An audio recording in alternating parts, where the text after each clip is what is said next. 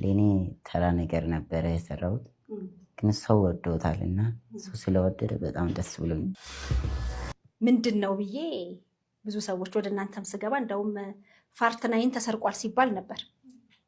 እውነት ነው ተሰርቋል?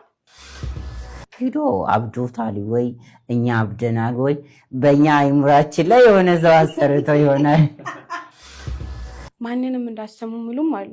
አንዳንዶቹ ደግሞ በቃ ቅልድ በቃ እኛ መውጣት ሁላ ያፈርን የምንወጣበት ሰዓት አለ።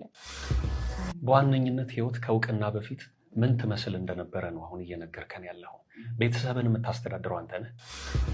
በቀን ስንት ጀሪካን ትወስዳለህ? በቀን ውስጥ 30። ኧረ እባክህ ባህያ እየጫንክ ባንክት 30 ጀሪካን? አዎ በቃ በጣም የሚያስቸግረኝ ነበር። እንደው በገደለኝ ብዬዋለሁ።